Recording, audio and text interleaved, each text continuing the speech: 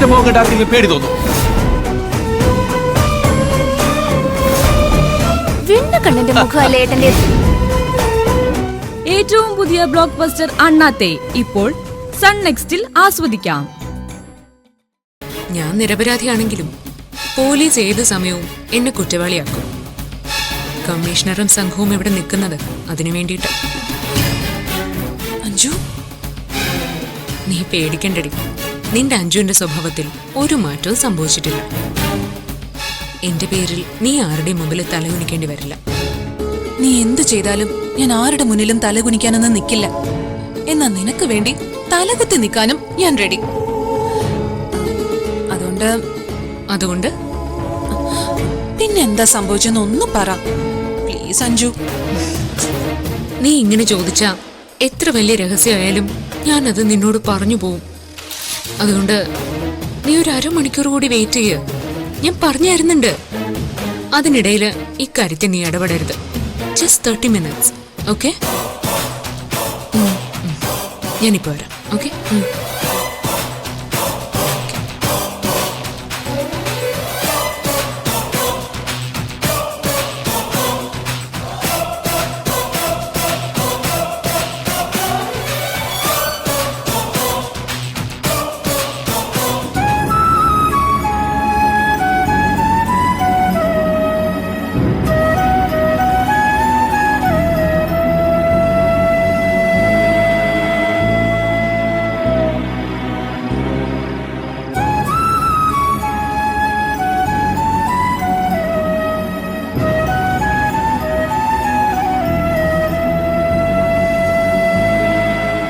നിനക്ക് വേണ്ടിയാണോ ഞാൻ ആ കാശ് വാങ്ങിയത്?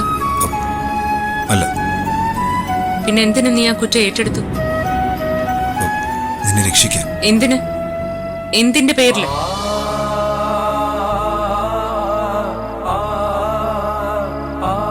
നിന്റെ ജീവിതത്തിൽ ഇങ്ങനെയൊക്കെ സംഭവിക്കുന്നതും നീ ഇതൊക്കെ അനുഭവിക്കേണ്ടി വരുന്നതും ഞാൻ കാരണമാണെന്ന് എനിക്ക് നല്ല ബോധ്യമുണ്ട്. ഞാൻ നിന്നെ എന്റെ ഇഷ്ടങ്ങളുടെ ട്രാപ്പിൽ പെടുത്തിയിട്ടേ ഉള്ളൂ. ഒരിക്കലും രക്ഷപ്പെടുത്താൻ കഴിഞ്ഞിട്ടില്ല. ഇനി നിന്നെ രക്ഷപ്പെടുത്താൻ കിട്ടുന്ന ഒരവസരവും ഞാൻ നഷ്ടപ്പെടുത്തില്ല. ഓ, പ്രായശ്ചിത്തം എന്ത് വേണമെങ്കിലും പറയാം. പക്ഷേ നീ അത് ചെയ്തില്ലെങ്കിൽ അതിന്റെ പിന്നിൽ എന്തെങ്കിലും നന്മയുണ്ടാവുമെന്ന് എനിക്കറിയാവുന്നതുകൊണ്ട് കൂടിയാ ഞാനത് ഏറ്റെടുത്തത്. നീ ഇപ്പോ ഒരു സത്യം തെളിയിക്കാനുള്ള എന്റെ ഒരു അവസരത്തെ ഇല്ലാതാക്കുക ചെയ്തത്. നീ അത് ഏറ്റെടുത്തപ്പോ എല്ലാവർക്കും അറിയാം നീ അത് എനിക്ക് വേണ്ടി ചെയ്തതാന്ന്. എന്നുവെച്ചാ ഞാൻ അങ്ങനെ ഒരു തെറ്റ് ചെയ്തിട്ടുണ്ടെന്ന് എല്ലാവരും വിശ്വസിച്ചു. ഞാനത് ഏറ്റെടുത്തില്ലെങ്കിൽ നിന്നെ അപ്പോ പോലീസ് ഇവിടുന്ന് അറസ്റ്റ് ചെയ്തോണ്ട് പോവുമായിരുന്നു. അത് തടയാനാ ഞാനങ്ങനെ ചെയ്തേ. എന്നെ പോലീസോ പട്ടാളമോ ആര് വേണമെങ്കിലും കൊണ്ടുപോയിക്കോട്ടെ. അതിന് നിനക്കെന്താ നഷ്ടം? എനിക്കൊരു നഷ്ടവുമില്ലേ. എന്ത് നഷ്ടം? എന്തും നഷ്ടപ്പെടുന്നവനെ നഷ്ടത്തിന്റെ ആഴം മനസ്സിലാവും. ഇതുവരെ ചെയ്തു തന്ന എല്ലാ ഉപകാരത്തിനും നന്ദി. ദയവ് ചെയ്ത് ഇതുപോലുള്ള ഉപകാരങ്ങൾ ചെയ്ത് എന്നെ ഉപദ്രവിക്കരുത്. എന്റെ സങ്കടങ്ങളൊന്നും പങ്കുവെക്കാനും വരരുത്.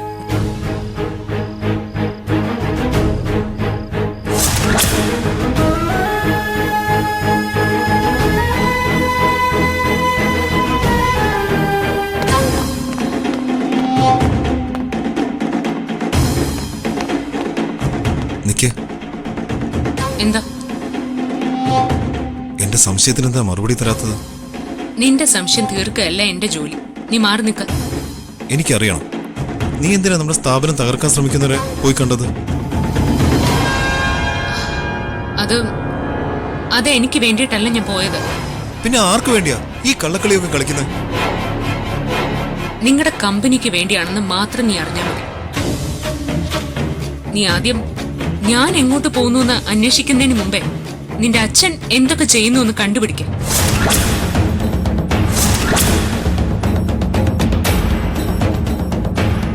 എന്നിട്ട് എന്തിനു വേണ്ടിയാണ് നിന്റെ അച്ഛൻ അമ്മയുടെ റൂമിൽ ബഗ് ഡിവൈസ് ഒളിപ്പിച്ചു വച്ചതെന്ന് ആലോചിക്കും.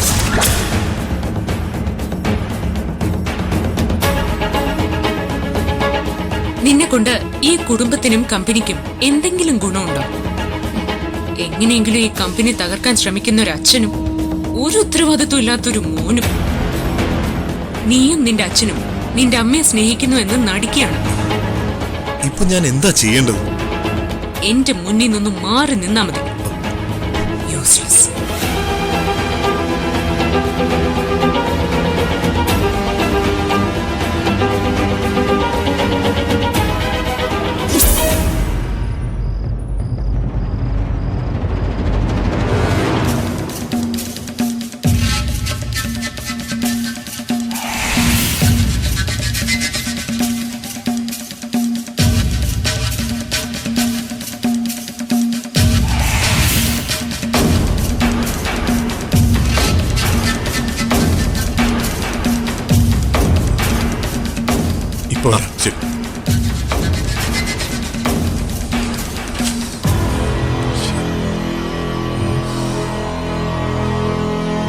ശരി.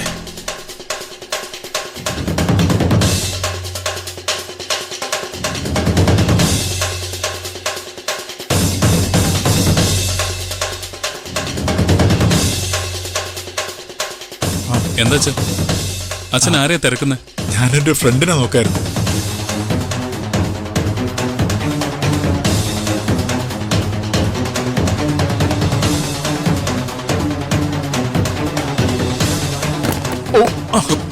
സർ, എന്തു പറ്റി സർ?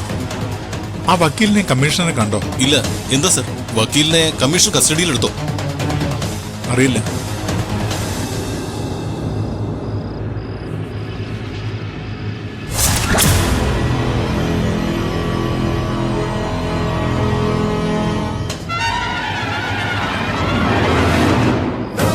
നീ ആദ്യം ഞാൻ എങ്ങോട്ട് പോകുന്നു എന്ന് അന്വേഷിക്കുന്നതിന് മുമ്പേ നിന്റെ അച്ഛൻ എന്തൊക്കെ ചെയ്യുന്നു എന്ന് കണ്ടുപിടിക്കും.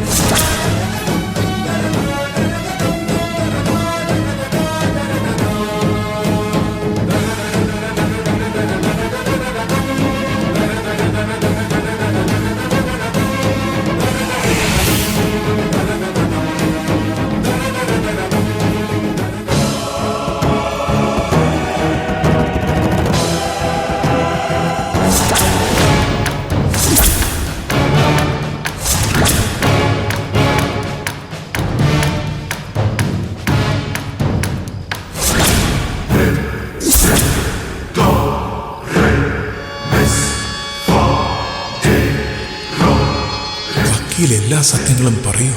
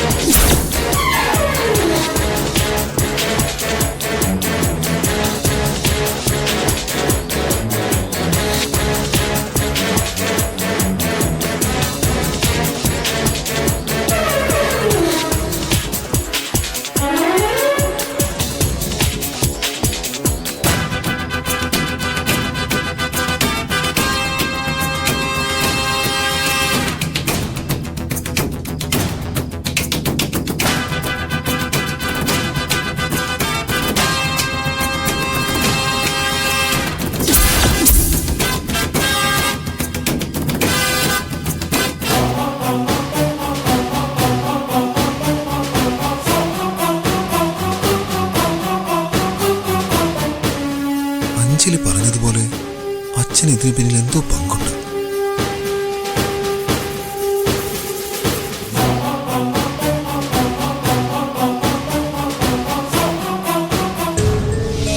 ആദി, നിനക്ക് തോന്നുന്നുണ്ടോ ഇതൊക്കെ ചെയ്തത് അഭിയാണെന്ന്?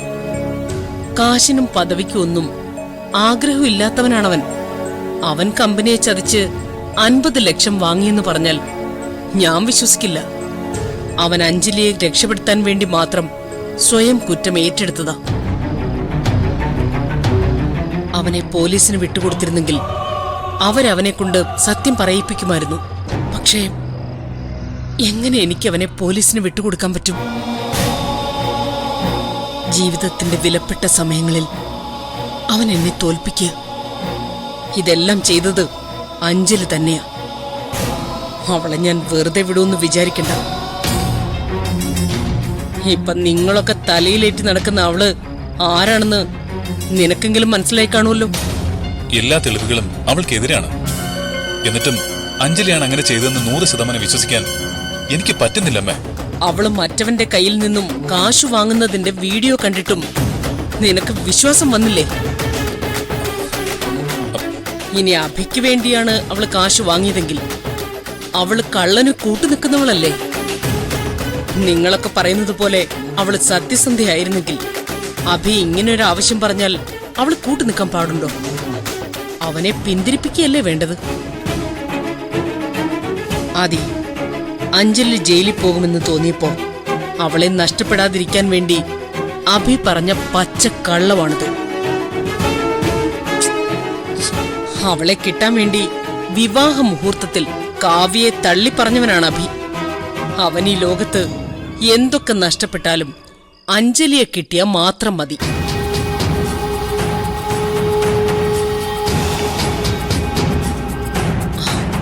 സോറി വിശ്വനാഥ്. എന്തിനാ? അഭി തന്നെ പ്രതിസ്ഥാനത്ത് വന്നപ്പോ ഞാൻ വല്ലാതെ ഹെൽപ്ലെസ് ആയിപ്പോയി. അവൻ സ്വയം കുറ്റം ഏറ്റെടുത്തതാ. അവനല്ല അത് ചെയ്തത്. എനിക്കറിയാം അഭിയല്ല അത് ചെയ്തത്. പ്രതി ആരാണെന്ന് നമുക്ക് കണ്ടുപിടിക്കാം. അഞ്ജലി തന്നെയാ. ഏയ്, സ്ഥിരീകരിക്കാൻ വരട്ടെ. Just minute. ഡോ, അവരെയും കൊണ്ടുപോ.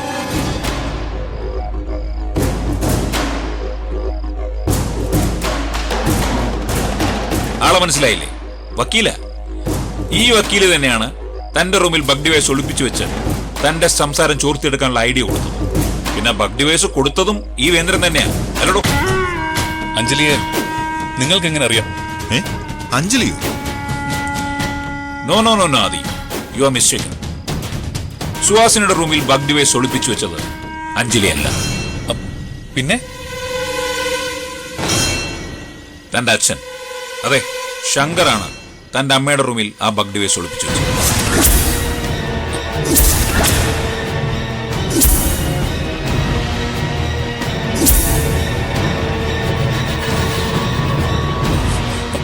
അച്ഛനോ?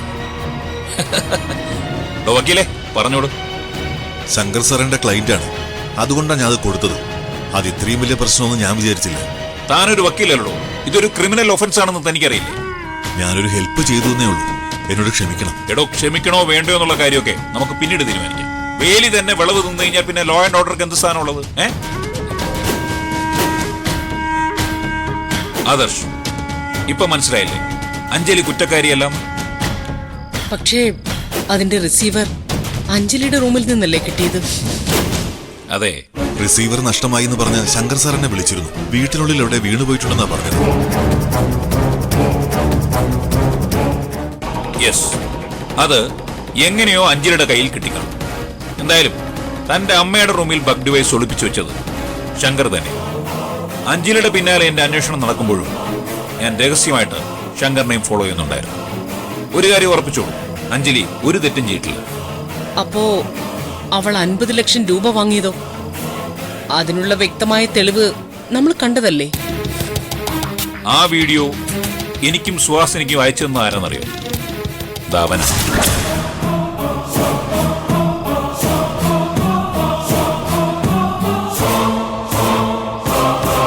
ഇവനാണ് ഇതിനിടയിൽ മീഡിയേറ്ററായിട്ട് പ്രവർത്തിച്ചത്. അഞ്ജലിയെ സമീപിച്ചതും 50 ലക്ഷം രൂപ കൊടുത്തതും ഇവൻ തന്നെ.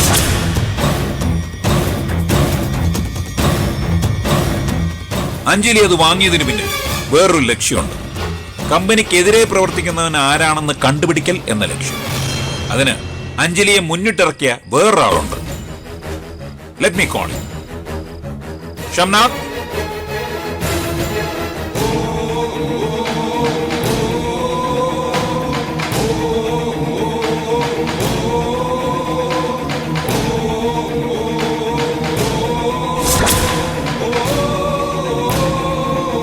ഷംന, സുഹാസിനിയുടെ വിശ്വസ്തനായ മാനേജർ കമ്പനിക്കെതിരെ ഇങ്ങനെ ഒരു നീക്കമുണ്ടെന്ന് മനസ്സിലാക്കി അത് അഞ്ജലിയെ അറിയിക്കുമായിരുന്നു അല്ലേ? അതെ സർ. ഇക്കാര്യം ഞാൻ അഞ്ജലിയോട് പറഞ്ഞപ്പോ അവരാരും അറിയാതെ ഇതിനു പിന്നിലെ യഥാർത്ഥ പ്രതിയെ പുറത്തു കൊണ്ടുവരണമെന്ന് തീരുമാനിച്ചു. പിന്നീടുള്ള കാര്യങ്ങൾ ഞാൻ പോലും അറിഞ്ഞില്ല.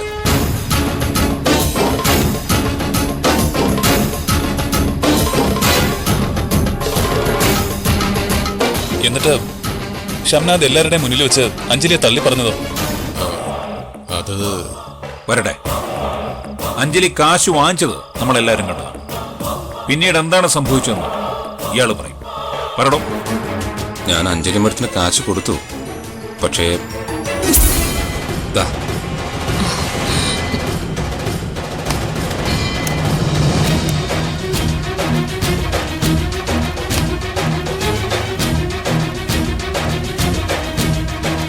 എല്ലാം ഇതിലുണ്ട്. മാഡത്തിന് ഞങ്ങൾക്ക് വിശ്വാസമാണ്. ഓക്കെ ഓക്കെ, ആ ശരി. അതെ, ഒരു സംശയം. എന്താ? ഇത്രയും വലിയ ഡീൽ നടന്നിട്ട് മീഡിയേറ്ററായ എനിക്കൊന്നുമില്ലേ? ഉണ്ട്, അത് ഞാൻ തന്നിരിക്കും. Thank U.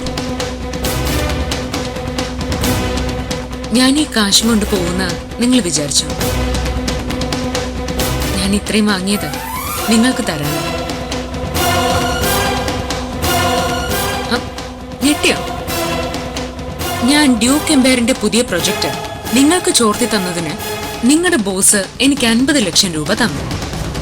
ഇനി നിങ്ങൾ എനിക്കൊരു രഹസ്യം ചോർത്തി തന്ന ഈ 50 ലക്ഷം ഞാൻ നിങ്ങൾക്ക് തരും. വിശ്വാസം വരുന്നില്ല അല്ലേ? ചെയ്യുന്ന കാര്യമേ ഞാൻ പറയൂ. അതുകൊണ്ട് എന്നെ വിശ്വസിക്കും. ദാ, വെച്ചോ. ഇത് നിങ്ങൾക്കുള്ളതാണ്. ഇതൊന്നും നിങ്ങളുടെ ബോസ് അറിയാൻ പോകുന്നില്ല. ഞാൻ ഇത്രയും ദിവസം നിങ്ങളെ വിളിക്കുമ്പോഴൊക്കെ വന്നതും നിങ്ങൾക്കൊപ്പം നിന്നതും ഒരു സത്യം അറിയാൻ. എന്താ അറിയേണ്ടത്? നിങ്ങൾ ഇതൊക്കെ ചെയ്യുന്നത് ആർക്കു വേണ്ടിയാ? ബോസിന് വേണ്ടി. ബോസ് വെറും ഡമ്മിയാണെന്നറിയാം. ബോസ് ഇത് ആർക്കു വേണ്ടിയാ ചെയ്യുന്നത്? 50 ലക്ഷമാ കൈയിരിക്കുന്നത്. നിങ്ങൾ പറഞ്ഞില്ലെങ്കിലും ഞാൻ കണ്ടുപിടിക്കും ആരായിരിക്കുമെന്ന്. എനിക്ക് നന്നായിട്ട് അറിയാം. നിങ്ങൾ അതങ്ങ് പറഞ്ഞ ഒന്നും അറിയാതെ നിങ്ങൾക്ക് ഈ 50 ലക്ഷം കിട്ടും. ഞാൻ ആരോടും പറയില്ല. എന്തു പറയുന്നു? നിങ്ങൾ പറഞ്ഞില്ലെങ്കിൽ ഞാൻ ഈ ക്യാഷ് എൻഫോഴ്സ്മെന്റിന് കൈമാറും. അതോടെ നിങ്ങൾ പെടും. പറയ്.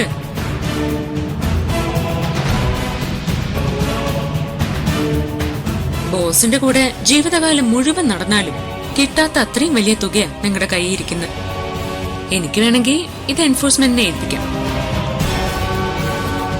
നിങ്ങൾ എന്നെ ചതിക്കില്ലെങ്കിൽ ഞാൻ പറയാം. ധൈര്യത്തിൽ പറഞ്ഞോളൂ. ആരാ? ശങ്കർ സാർ.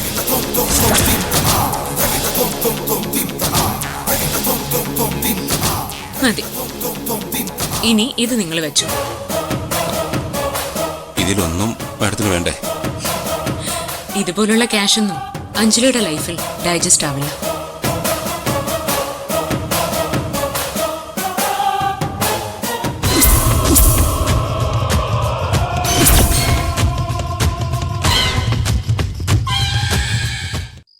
കാശ് വാങ്ങുന്ന CCTV ദൃശ്യം മാത്രം എഡിറ്റ് ചെയ്ത് അയക്കുകയായിരുന്നു ഞാൻ ചെയ്തത്.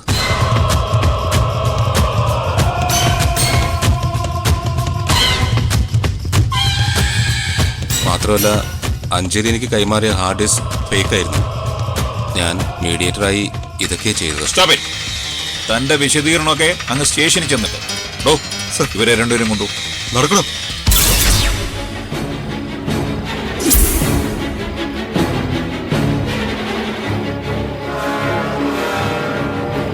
അപ്പോ കാര്യങ്ങളെല്ലാം കലങ്ങി തെളിഞ്ഞില്ല. ഇതെല്ലാം ചെയ്തത്, ചെയ്യിപ്പിച്ചത് തന്റെ ഹസ്ബൻഡാണ് ശങ്കർ.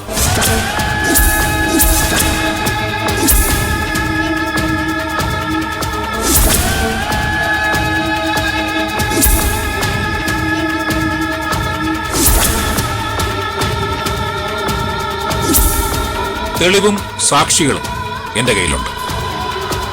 ഈ വിവാഹ വാർഷിക ദിനത്തിൽ ശങ്കറിനെ അറസ്റ്റ് ചെയ്യണോ വേണ്ടയോ എന്നുള്ളത് തനിക്ക് തീരുമാനിക്കാം. എന്തു വേണം പറയൂ. തൽക്കാലം വേണ്ട, ഞാൻ പറയാം.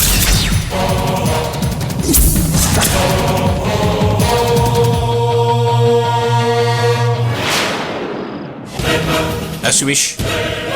അപ്പോ കേസ് അന്വേഷണം ഇവിടെ അവസാനിച്ചിരിക്കുന്നു. തെളിവ് സഹിതം പ്രതിയെ കിട്ടി. എന്റെ ഒഫീഷ്യൽ ലൈഫിൽ ആദ്യമായിട്ടാണ് ഞാനിങ്ങനെ ഒരു വിട്ടുവീഴ്ച ചെയ്യുന്നത്. എനിവേ, എപ്പോ വേണമെങ്കിലും സുഹാസിനിക്ക് എന്നെ വിളിക്കാം. Okay, let's meet again. Thank you Viswanath. ശരി, bye ma'am. Thank you sir.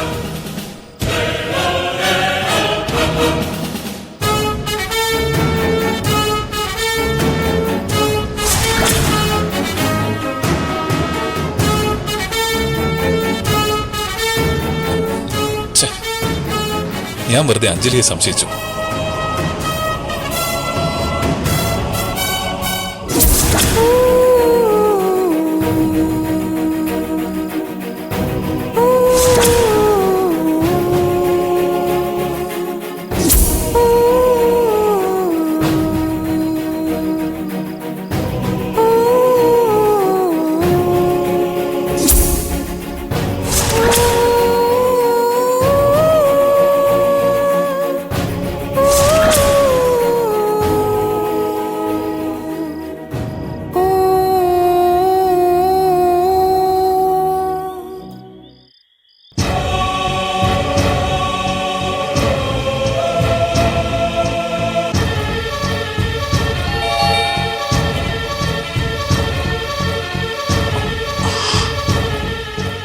Suhasini ആയിരിക്കും.